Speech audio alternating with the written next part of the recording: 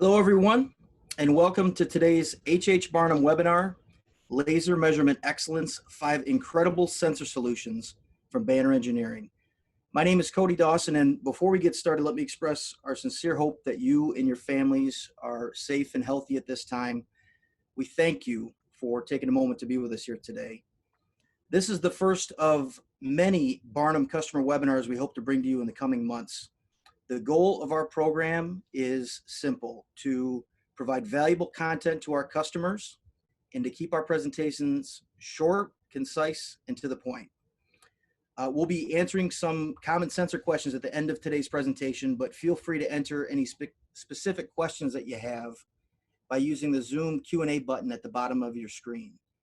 If we aren't able to answer your question by the end of the session, we'll be sure to follow up personally afterwards.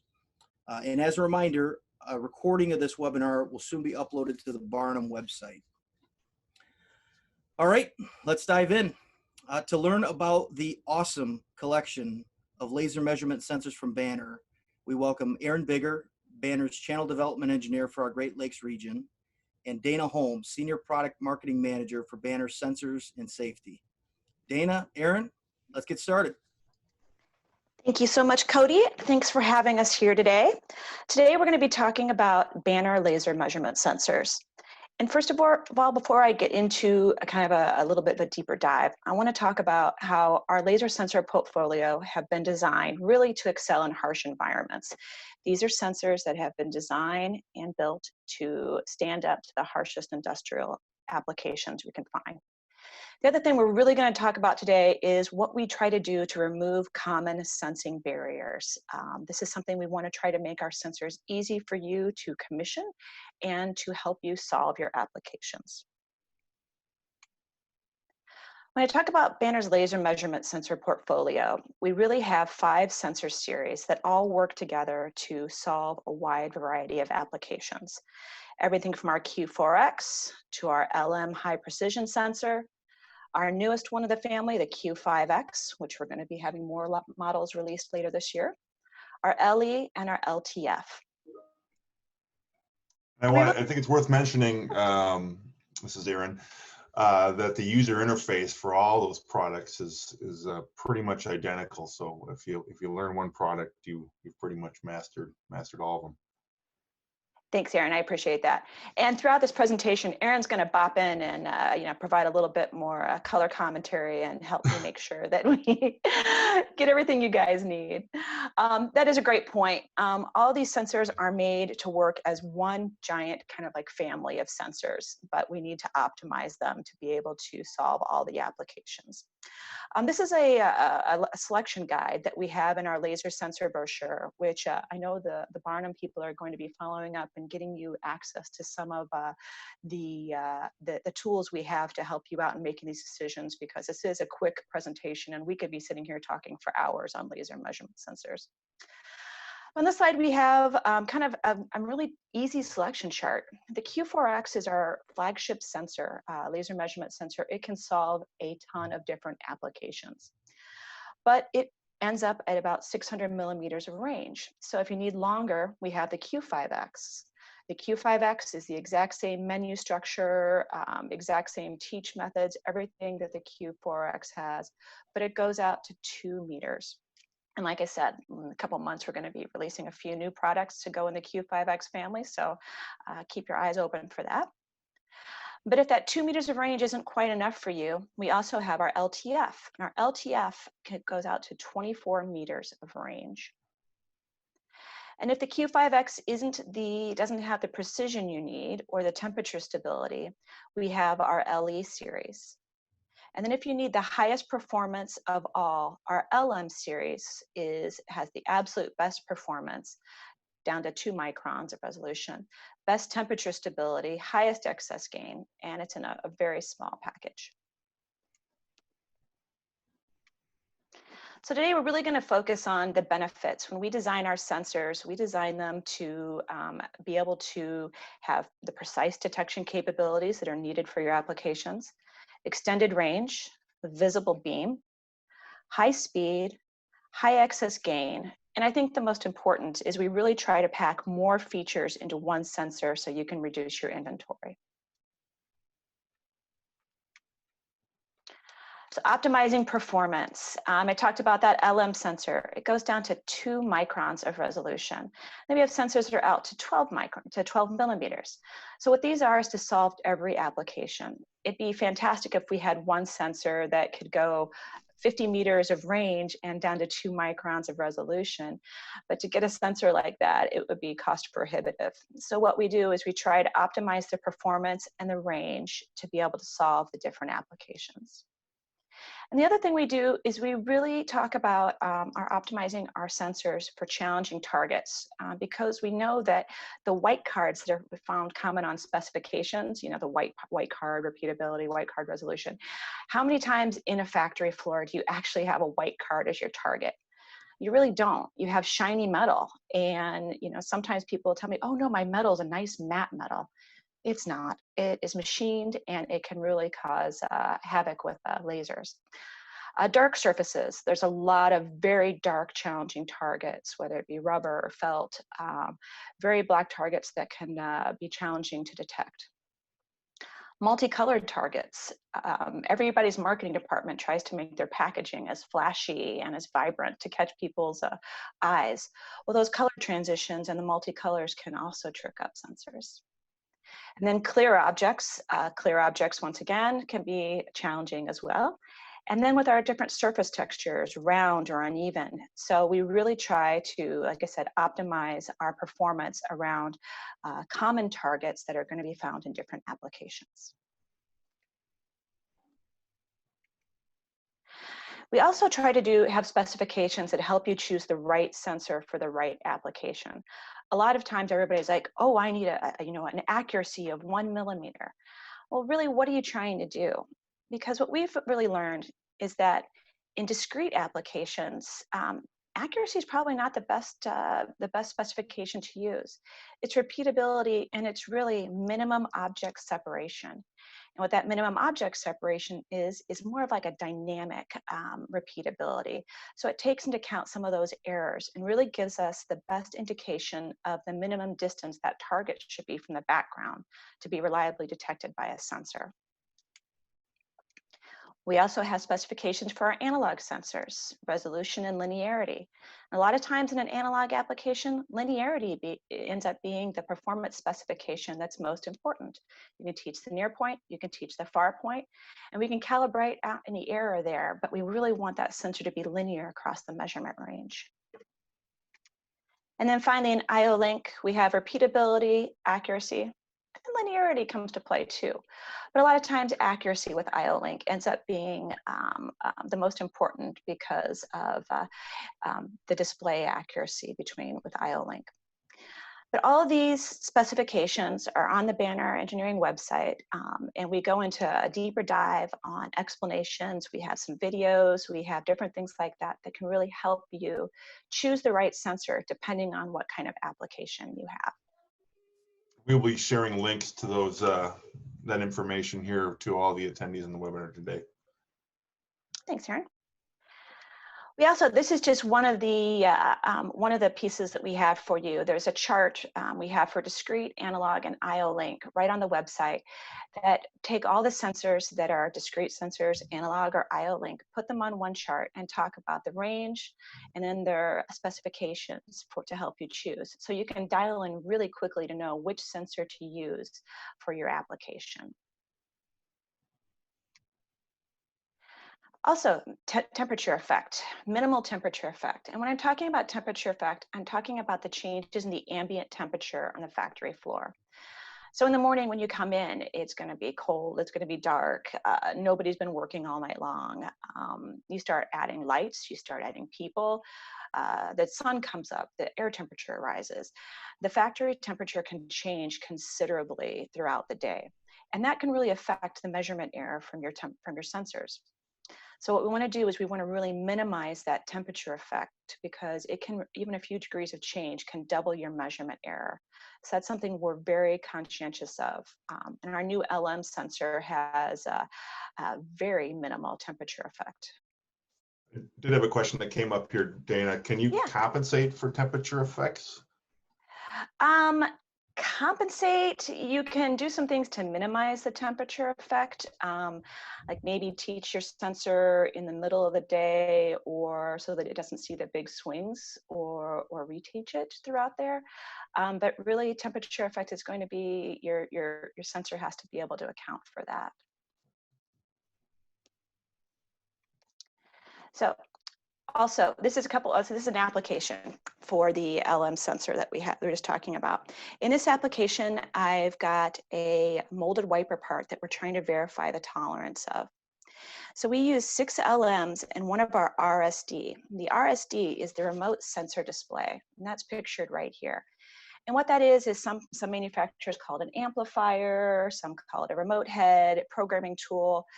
One of the unique things about our RSD is it's only needed to program, and then it can be removed, and the programming is saved in the sensor.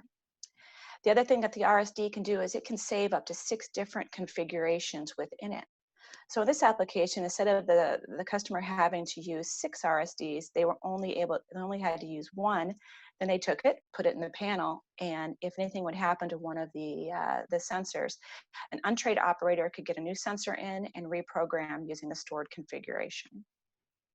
And the LM was very successful in this application because it can detect that 2 microns of height variation, even on a shiny target or a black target.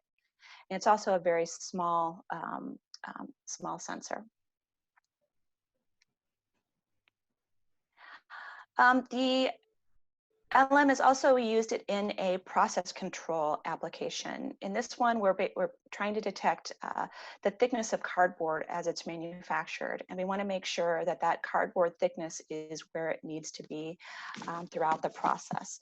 So the equipment automatically will adjust based on the distance changes. The other thing in this application, the temperature in the facility was varying greatly throughout the day, and we needed it to be a pretty simple configuration. So the LM sensor has very linear output, and so what we can do is it hooks it straight up to that process control and can change it based on the height. It also, since it has that best-in-class temperature compensation, it basically makes sure that it is not affected by the ambient temperature and adding to that measurement error. And then also we used IO-Link in this application so that PLC can adjust the configuration as we change the material that we were measuring as the different cardboard they were running through there, the thickness changed. In this application, we have our Q4Xs, and they're detecting a very small gasket to make sure that it was in place. And the Q4X worked very well for this because it could detect an object as thin as 1 millimeter.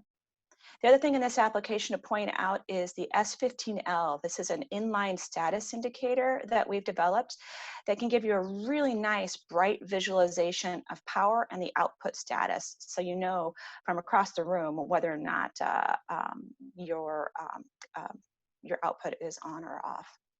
That S15L can be really installed anywhere along that cable length. It doesn't have to be right up there on the sensor. So if those things were embedded somewhere in a fixture where you couldn't see the sensor, you still could have that indication somewhere else in an easier location to see. Great point, Aaron. Thank you. Extended range. We talked about earlier that we have sensors that go from 25 millimeters to 24 meters of range. And we do that using 2 different types of technology. Most of our shorter range sensors utilize triangulation technology. And this is used for shorter range and more precise measurements. So basically, a triangulation sensor determines the range by the position of the received light on the receiver array.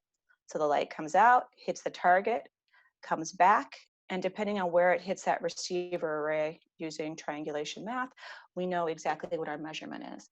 Like I said, this is usually something more shorter range. For us, triangulation starts to, the measurement, the precision starts to kind of past 1 meter, 1.2 meters or so starts to fall off a little bit. And then we use time of flight technology for our long range technology. What we do is the time of flight derives its range from the time it takes the light to travel from the sensor to the target and come back. We're just using sheer time there.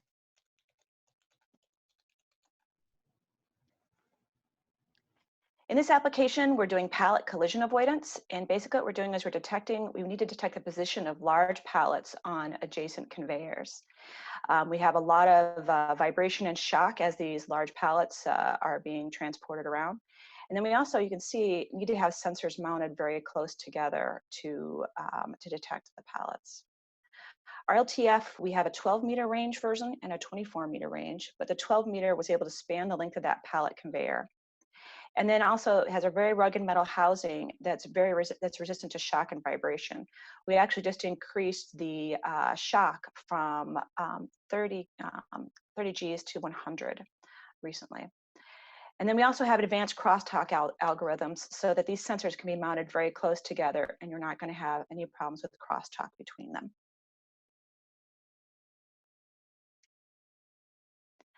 Visible beam. What laser presentation would be complete without a shark with a laser beam on it? My favorite image. So basically we use a visible red beam to allow easy alignment and making sure that you can measure specific targets and features so you know you're measuring the right thing. We also use a variety of beam spot sizes to make sure we have consistent detection. So when we talk about a small beam spot size, a small beam size can be beneficial because it minimizes our measurement variation across color transitions. So as I'm coming across a color transition, if I have a small beam, I'm going to have a better chance of just having one color at a time, versus a large beam can come across different colors and it can cause error into our measurement. Also, small beams are ideal for precise profiling of small features. So if I want to get in and measure exactly this small feature and know that it has been made correctly, I need a small beam spot size in there. If I have a large one, it's going to take in other areas and I'm going to get an incorrect reading. But conversely, a large spot can provide more averaging across rough surfaces for more measurement stability.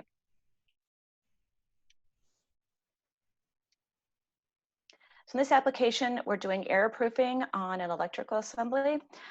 Basically, we're using sensors and they have to be mounted up outside of the operation so that the operator can get in here and do the complete assembly. So we had a 600 millimeter range on our Q4X so that we can get them out of the way. And you can see the small bright spot that's on the target so that the operator knows exactly where it's supposed to go.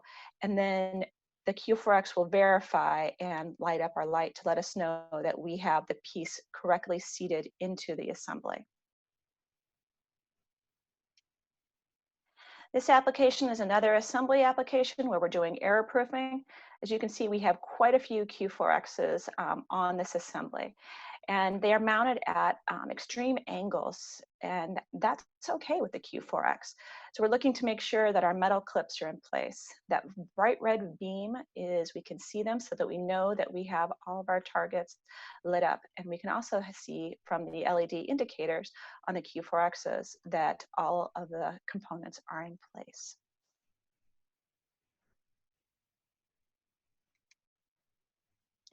High speed, this is something else that's very important for a lot of applications. We have measurement rates as fast as 250 microseconds for your fastest applications. And this is important because one of the things we also do is we have adjustable response speed within the sensors.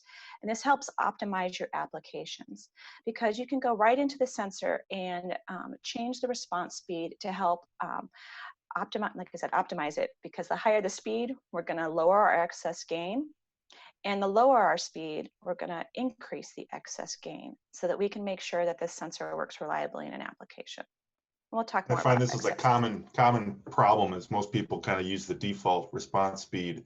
You really should use the slowest response speed that's appropriate for your application to maximize that excess gain. The sensor will compensate if there's too much, but if you don't have enough, you won't see your target reliably. Now that's a great point. I just had an application yesterday where we were comparing side by side with somebody else. And when I started asking about response speed, that ended up being the big thing. So yeah, the slowest response speed you can use, the better performance you're going to get. So in this application, we have high-speed package profiling. Basically, what we're trying to do is, this is an automated profiling sortation solution, and we're wanting to make sure that we're trying to make the sensors mounted above the conveyor belt. And the packages can vary in different colors, sheens, and sizes. What we want to do is make sure that these parcels are sorted into the correct conveyor off to the sides. So the LEs that we had mounted up here can verify that each package has had 4 sides or corners, confirming that it was a single item and not multiple items, so they would get missorted. The big thing about this is the LE response speed is within 5 to 10 milliseconds. And each sensor operates independently so that our response speed ends up being significantly faster than a light grid that's used in a lot of these applications. And high excess gain. High excess gain ends up being one of the factors that contributes to success in a lot of applications. And basically what that excess gain is that minimum light energy needed for the reliable sensor operation. We do have automatic gain compensation and the highest excess gain in class for our sensors. So other sensors can get oversaturated and experience increased error from shiny targets. So what our sensors do is they automatically decrease the gain to maintain the accuracy whenever we do have a shiny target. And then similarly, dark objects provide weak signal, so the laser sensors automatically increase the gain. And so that amplifies that signal so that we can reliably see targets that others couldn't see, those very dark black targets that kind of soak in all the light. The other thing that the high excess gain allows us to do is mount flexibly. So we can mount at an angle because we understand that a lot of times in the application, you don't have a nice straight shot at your target. So these can be mounted at an angle. And that is very important for laser sensing, especially with shiny targets, is to make sure that you have some sort of an angle, at least a 5 to 15 degree angle to deflect any light that is not that we don't want to see. I see that mistake actually made quite often too. You know, for example, our Q4X and Q5X, the ranges overlap. You could solve an application typically, you know, at the right range with either sensor, but the Q5X has much more excess gain than the Q4X. So there are some differences there outside of the range and resolution or accuracy spec that need to be considered, especially if you've got a darker target or something that's real polished where you need that excess gain, or something at a steep angle. No, that's a great point, Aaron. Thank you. And then I will point out too that we joke around that 99.9% of all problems that come into our applications group can be solved with one thing, and that's tilting the sensor. So I can't reiterate that enough, that a lot of times, like I said, these sensors, even if you think your target isn't that shiny, if there's some reflection on it, that little bit of a tilt to it will drastically increase the performance in an application. We do have a question here. It says, when mounting the laser sensor non-perpendicular to a measured surface, is it necessary to calibrate the output? I'd say no, other than perhaps the distance may change your target, so you'd want to keep that into account. But the sensor is actually using the diffusion of light off of the target, so it's actually works better to mount at an angle versus perpendicular. Perfect. Thank you very much. In this application, we had tire compound in a press, and basically the customer had been using another sensor, and they really weren't satisfied with the performance. They weren't getting consistent measurements. And of course, that tire material is very dark, and the area can be dusty. So what they were able to do was mount the Q5X, and because it does have that high excess gain, it can reliably detect that black target. And it can also account for some of the dust and debris buildup on the front window over time.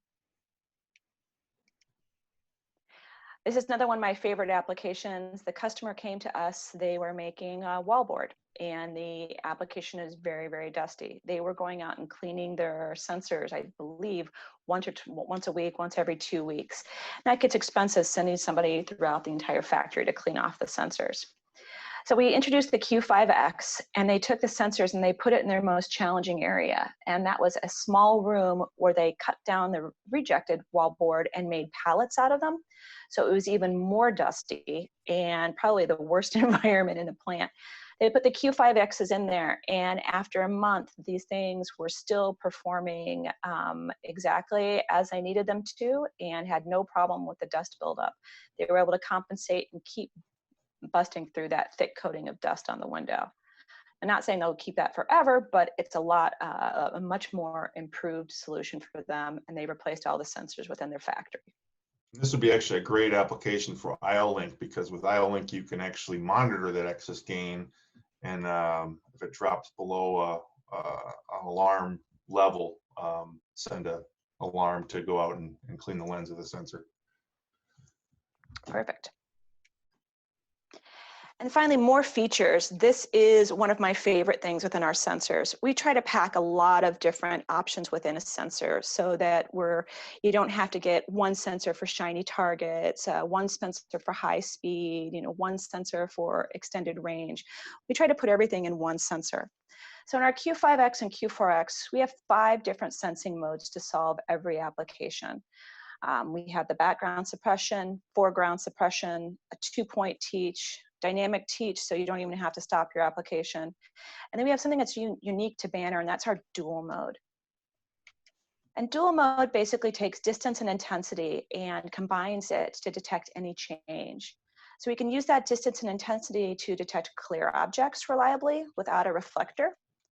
We can also use it to do extended range, where we can teach out, as long as we have a stable background, we can teach out beyond the stable range for just absence and presence detection. Error proofing, because we can detect, is it at the right distance? Then we can also detect that its intensity is correct, so we can make sure it's the correct part. Is it oriented correctly? Is it the right color of part, and differentiate that way? And using that, we're detecting the different changes in contrast, so we can detect that intensity change for different surface finishes as in hue, which is kind of that simple contrast sensor. And this is like a sensing mode that is standard on, like I said, the Q4X, the Q5X, and our LM has it as well. Pulse Pro IO. Pulse Pro IO is a unique feature to Banner Engineering as well. What we do is we can use it to collect distance data directly to the PLC using a pulse frequency modulation output. So in this first case, we take that distance data, and basically you just don't need an expensive analog card. We're using that pulse frequency modulation. We're scaling it between 100 and 600 hertz, and going throughout there, we can tell you exactly where the position is at as we scale it along the target. We can also detect a lossless signal between the target and the sensor. And one of the nice benefits of this is we don't need shielded cabling, because we don't have that electrical noise that we would possibly get from analog signals. The other thing we can also do is, instead of, like I said, that's kind of like our poor man's analog, where you don't have to use an analog card. We can also use it to do direct distance visualization with a Banner light with no PLC required. And this is a nice little GIF that's going to show us exactly what we're talking about with this. So basically here I've got a laser sensor mounted down below, and it's hooked directly to a Banner Pro light. And I'm measuring as a truck backs up, and when it starts getting close to the end of the target, my light goes red. And as it goes away, it comes back green. So I can give the truck driver a very nice visualization so he doesn't hit the back of the building. This can be used for tank level. This can be used for fork trucks. Basically, like I said, it gives us a nice, clear visualization of where something is at with a light. And it could be programmed using the Banner Pro Editor software that is free and available, so that your light will light up as you want it for your application.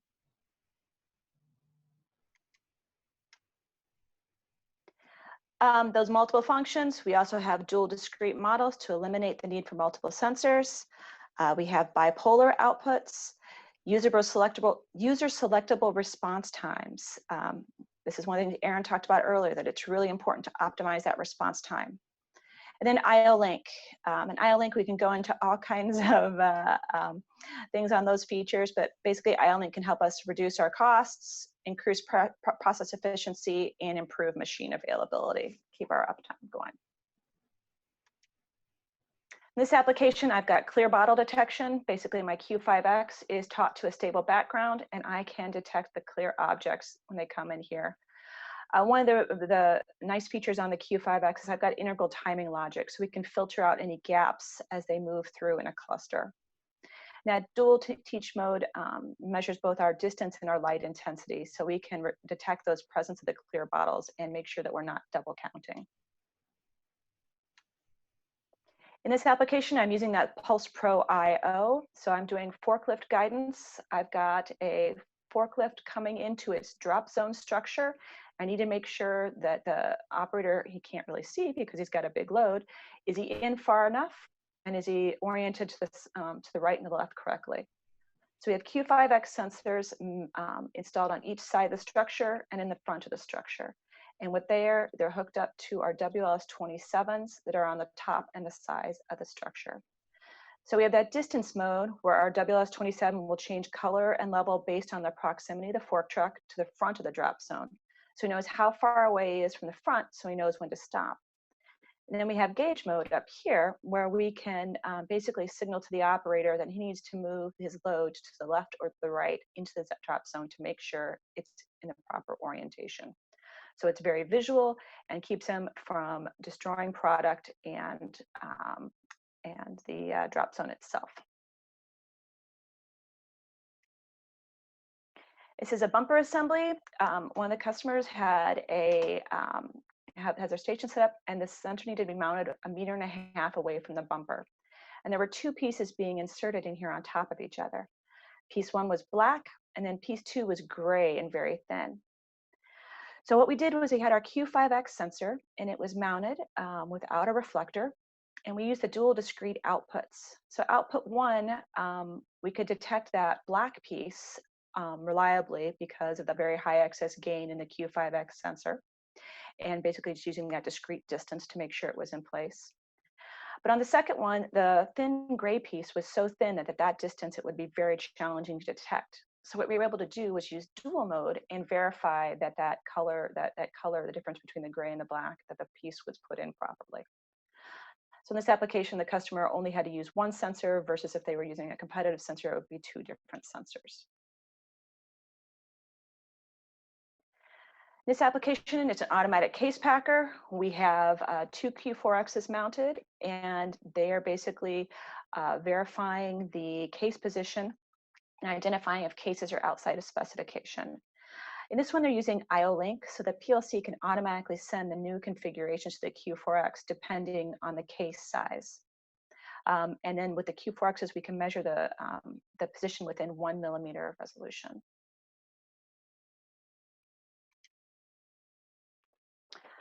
So we talked about a lot of the different benefits of our measurement sensors. We have the precise detection capabilities, extended range, visible beam, high speed, high excess gain, and then more features packed into 1 sensor. And we do this so that you can solve more applications with fewer sensors in your inventory and make sure that you have the best sensor for your application. So thank you very much. Yeah, Dana, Aaron, thank you very much. I think there's definitely some good insight there today. Before we go, let's take a quick minute to answer some questions here. Okay, I just had one here, which was talking about kind of challenging targets. How do I optimize my measurement accuracy or minimize my measurement error on like a shiny target, for example?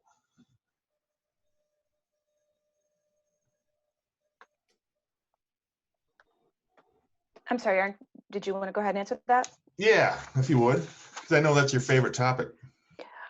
What was that? I'm sorry, you were talking about optimizing the on a shiny target. Yes. Yeah, make sure reducing measurement error, it. optimizing accuracy. Let's make sure we tilt the sensor. That's the #1 thing we can say is make sure we tilt that sensor. It solves 99.9% of the problems that we see with an application. And I'd say if you're not seeing the target, because you're not getting enough light back, that's where you can potentially adjust the response speed, slow it down. That's also a good way to get better accuracy out of a sensor too, is the sensor's taking more averaging of the target before it updates its output. as well as maybe a different sensor might have more excess gain for that application as well. No, that's I true. had another question too about temperature range. What temperature range can these sensors withstand? Typically there it's going to vary a little bit. Our lasers, I think, typically are don't like real cold. So minus 20 to 50 C, I think, is a typical spec on that. Typically LED-based sensors can go a little colder, but yeah, I guess work with us if you have challenging temperature environments. We tend to do a lot of modifications of sensors too for specific environments. And that question, does Banner manufacture sensors for Rockwell? That is, no, we do not. They probably do them some good to buy some Banner sensors, but no, we do not. No, we do not. And someone was looking for a copy of the presentation to the meeting. This webinar will be available on Barnum's website after this presentation for you to review. Absolutely. Good questions. Thank you both again. Now, as all of you know on the call, we believe Banner's lineup of laser measurement sensors stacks up as the very best in the industry. Our team of Barnum salesmen and tech support leaders, we can work together with Banner to help you and your team review the different sensor options available. And your Barnum salesman has all of these sensors. They can demo them on site. We can even demo sensors on the exact target or the parts that you're using in order to find the sensor that best fits your specific application. And, really together, we can make sure that you have the right sensor every single time. Also, all of these sensors, the mating cord sets and brackets, are commonly stocked at our main warehouse in Brighton, Michigan. And if you need samples, just contact your Barnum salesman. Really, thank you again. You want to thank everyone for attending today, for your continued support of HH Barnum and Banner Engineering. Be sure to stay tuned for more Barnum webinar topics in the coming weeks. And in the meantime, be well and stay safe.